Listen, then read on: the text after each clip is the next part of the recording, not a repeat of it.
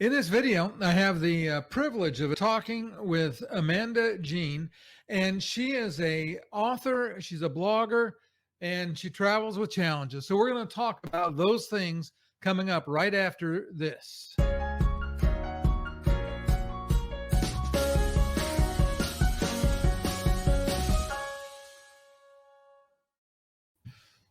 So, Amanda, it's so nice of you to be willing to join us for our conversation today.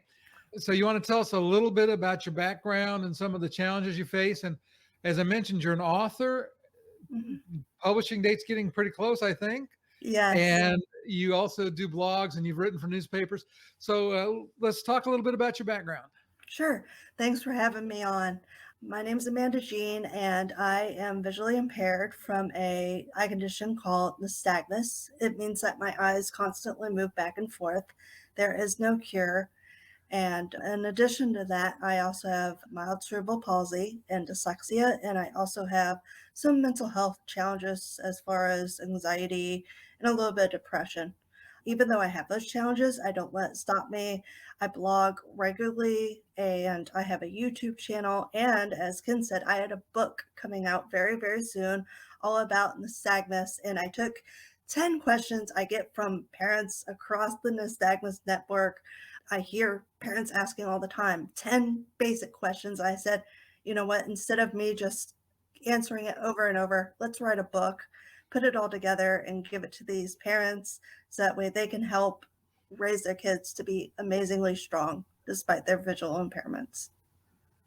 Well, that is so nice, and that's one of the things that you and I have in common is we both are very interested in trying to help people. My channel is all about helping people see that they travel, and there's amazing places to go. You're trying to help parents that have children with a specific issue. And that answering a question is so important because, again, you said 10 basic questions. Yeah, those kinds of things. So around traveling or when you're, even locally, I would imagine that your condition causes some impact. So let's talk about that for just a minute, if you don't mind. Sure. Because of my visual impairment, I can't drive. I'll never be able to drive, but that doesn't mean that I can't live a full life. I recently got married in October to the love of my life, Matthew, and he is also visually impaired, but we don't let that stop us. We have friends and family that can come and pick us up to take us to the store or just to an outing. And then also we have other public transportation specifically for our disability to help us get around. There is a bus service that'll come and pick us up right outside our door, which I also had that in Pensacola. And there's taxis, there's Uber. So we have many, many options. I can certainly tell you that back when I was in Pensacola, one of our drawbacks was it wasn't very reliable. It was late. Sometimes they would forget to come pick me up. So I always had a backup plan of either being able to call a cab or call a friend or a family member to come pick me up. Luckily here in Maryland, the service is a lot better. Certainly it depends on area to area. So if you're visually impaired or struggling to get around because of mobility, be sure to check out your local resources, talk to other patrons, and see what they have to offer, and always have a backup plan. Yeah, it's interesting because we dealt with some of those issues because my mom had dementia and had mobility challenges. And before her dementia got so bad, she couldn't move around town by herself. She had to have somebody come and pick her up and take care of her. And we found a local public transport that would do that, which through the senior center, and that they would pick them up, take them wherever they needed to go. So there are a lot of resources in the community. So now you moved I'm not really sure why you moved from Pensacola to Maryland, because I've been to both places, and if I had to pick, Pensacola would be my choice. But I was stationed for a while, just for the audience and for you. I was stationed in Biloxi, Mississippi. And right after Camille, you couldn't go in the water around Biloxi, but you were safe to go in. You could go over to Pensacola. And so we'd go over there on the weekend and camp out that was back before the last hurricane tore up the island, but you could get out to Fort Pickens, and they had a bunch of concrete revetments, and you could find a nice, cool place to camp. And so we had a good time there as a GI. Back to My ADHD kicks in every once in a while. So you said you had some interesting experiences traveling for your wedding. So you want to share the challenges you faced? Oh, yeah. As I said, I got married in October and I came up 2 weeks before my wedding to get settled and things. And I, of course, had to fly. And the first flight, it was delayed because the pilots had to go and sleep for a certain number of hours for safety. And so that was delayed by an hour. And then getting from my first flight to my connecting flight, I almost missed it because the first plane departed and I'm standing there waiting to get through this crowd of people and they're just standing there. I've got nowhere to go. I'm not worried about it. And I'm going, excuse me, I need to get through politely, of course. And I got help. I got help through the disability services, pushing me in a wheelchair because I'm visually impaired. And I got on that plane just in time. I literally almost missed that plane by the hair of my blonde hair. And the woman that was pushing me, she actually had dropped her cell phone. She was on the phone as she was pushing me through. And she's like, ma'am, I'm doing the best I can. I'm like, can you please get me to my flight? I cannot miss this. I'm getting married. And she's like, I'm doing the best I can. And she's hustling me, running from one airport, one part of the airport to the other. She drops her phone, has to run back, gets it, and has to push me all the way through. So luckily I got on there just in time. But the turbulence for my second flight was awful. I mean, it was bumpy. It wasn't relaxed and calm because last March I flew up here to see my husband. Well, this was before we got married. And that flight was wonderful and everybody, it just was smooth from the time I checked in to the time I got off to the time Matt picked me up. It was just wonderful. And also, not only did I almost miss my connecting flight, my flight decided to park early. It got done before the scheduled time. So I call my friend Matt and his buddy Ken, who shout out to him. He's the best chauffeur on this side of Maryland. And I'm like, hey, I'm here early. I don't see you guys' car. And they're like, oh my gosh, just stay there and we'll come get you. So I'm sitting there waiting for them to pick me up. I'm like, I'm excited. I'm about ready to see my fiance. And I'm like, not them, not them, not them. And when I saw him, I dropped my bags and I ran. I gave him the biggest hug in the world. Well, and I'm glad everything worked out. That you made it to your wedding on time. Yeah. Uh, we could swap interesting wedding stories because I have one, but it doesn't fit our discussion today. So you had said that there's a difference in the support that was available in Pensacola and because you're right outside of Baltimore, right? Mm-hmm. Yep, right outside of Baltimore.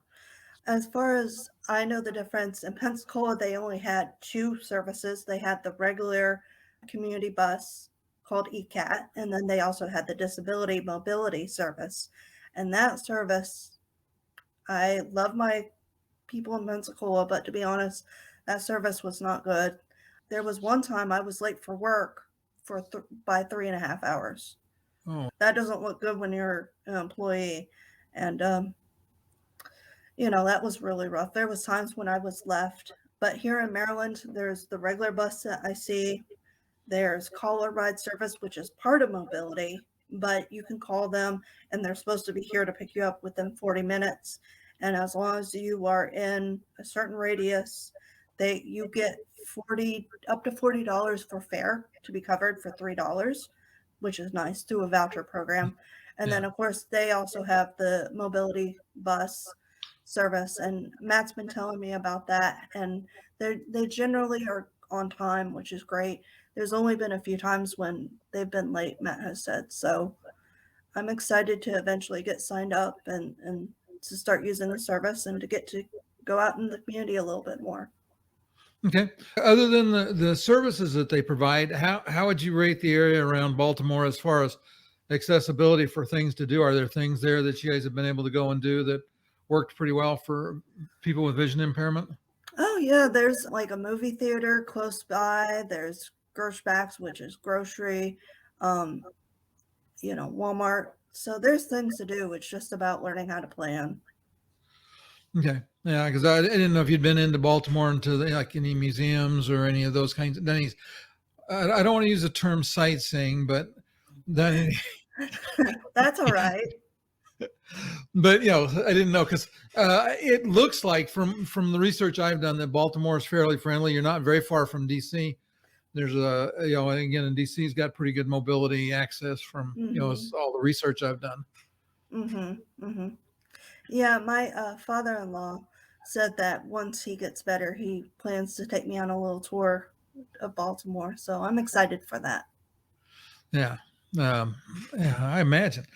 All right, well, and Amanda, thank you so much for coming on today and sharing your story. And the one thing, and let me go back to the airport for just a second. Sure. Did you prearrange for help at the airport? I did. When I bought my ticket, they asked if I needed accessibility services or disability services, and I said yes. And then a week before, or sorry, 3 days before my flight, I called and I double checked that they would be there to support me. And then once I got to the airport, I just said, "Hey, I signed up for accessibility services. Can you help me out?" So that was nice. Okay, so they did a pretty good job. What airport did you fly through? I used the airport or the airline. Airport. Airport, okay, I used, Pensacola International, and then I used BWI here, and I flew through Delta, and they're very good company, Okay, where very did you good. change planes? Atlanta, Georgia. Yeah, I was just curious. 'Cause depending on the airline, Atlanta is one of those places that you can be a long ways between gates, and having somebody there, especially if you have some challenges. And that's one of the things I'd encourage everybody in the audience to think about is contact your airline. Make sure that's in your what's called a PNR, your passenger name record. That's your reservation. You want to make sure that they have a note in there that you need assistance. The other thing, and I don't know if you're aware of this, but there's a program through the TSA as well that's called Tsa Cares, and they'll Mhm. help individuals get through screening and through. Usually, they'll take you to the gate. They did my wife anyway, and They did that with me too. Yep. so both of those are things that you want to take advantage of. If you travel with a challenge, you want to take advantage of the programs. You're paying for it in your taxes. You might as well take advantage of those opportunities. I'll share one quick experience that happened to us on our last flight. We got back into, I'm trying to think where we are coming from. I guess it was we were coming back from Miami uh, coming back into Raleigh, and we got into Raleigh, and we had asked for assistance pushing the wheelchair. My wife travels with her own chair, but it still needs somebody to push it. And I've got to typically have a backpack and I'm dragging a briefcase that's got my laptop case. And the person from the airport came down. She had a wheelchair. She saw my wife had a wheelchair. She turned around and left. And I'm like, the only thing that made that even salvageable was the ramp wasn't too steep. And I have a bar that fits between the handlebars so I can push her one handed when I need to, just because some things don't always work like they're supposed to. But in general, those you get pretty good at support with using the, I don't know what the technical term for them is, but the airlines call for them and they show up to help with mobility. But again, all of those things depend on you starting. If you're working with a travel agent, you start by making sure the travel agent's aware. You want to make sure that the gate agents are aware, and then hopefully everything works well. Mhm. That's for Yeah. sure. Okay. Well, again, thank you so much for being with me tonight, and Amanda Jean, and we'll say goodbye to the audience. We'll Thanks, see everybody guys. next time.